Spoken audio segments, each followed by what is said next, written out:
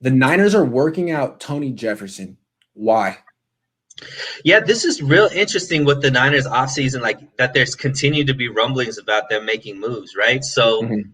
I kind of laid it out a little bit earlier. I think they're tipping their hand as far as what they're doing in the draft. I think that they're trying to sign, they're looking at D end or D line, they're looking at safeties because they're not going to draft them. And so they're going to use those draft picks probably for the positions that they're not touching, which is what we've been talking about: running back, cornerback, definitely multiple at cornerback, and probably offensive line. They're probably going to utilize all their picks for those, and then they're just getting solid veterans to fill all the other roles and create depth through free agency versus using draft picks on them. Well, we talked earlier about how dire of a need cornerback is. You could say safety is as well. You could say safety's right there because one starter can't play more than 8 games a season. Sorry, Jaquaski, I'm sorry, but burden of proof's on you on that one. Can't play more than 8 games a year. The other guy, Jimmy Ward, is signed through 2022 and has his own injury history. The backups haven't really shown much. Seems to me they do need a safety, and if they don't sign someone like Tony Jefferson, they could end up taking a guy in round 2 or 3. So, they signing Tony Jefferson would help. They signed another safety this offseason too, right? Obi Melifonwu?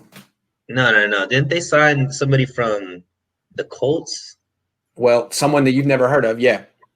I thought they signed a pretty decent safety already, and they signed him and 2 safeties. Yeah, that was his name. I think that was his name. It was pretty decent safety. Well, I mean, I think they're signing for depth right now. They know that they have their starters in place. They're signing for depth. Tavon Wilson. Boom. There it is. There you go. Yeah. So I think he's started before. So I think they have good depth there. I think they're just seeing, hey, we could get depth through free agency versus using our resources in draft picks to get. Maybe they're much higher on the corners this draft than the safeties. So that's maybe they feel like they can only take one DB position on day 2, and they're going to go corner because the prospects are better. That makes sense. Sean says, how complex were the defenses Trey looked at? We dealt with developing the deep ball with Jimmy. He is 30 and still can't read a defense or throw deep. They weren't super complex. It was 1AA football. Now, how complex were the defenses that Justin Fields faced? Not that complex. I mean, it's a run-first offense. He faced a lot of 8-man boxes and zone.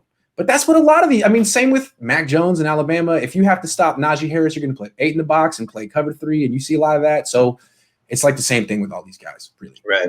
I'm just saying. But good question.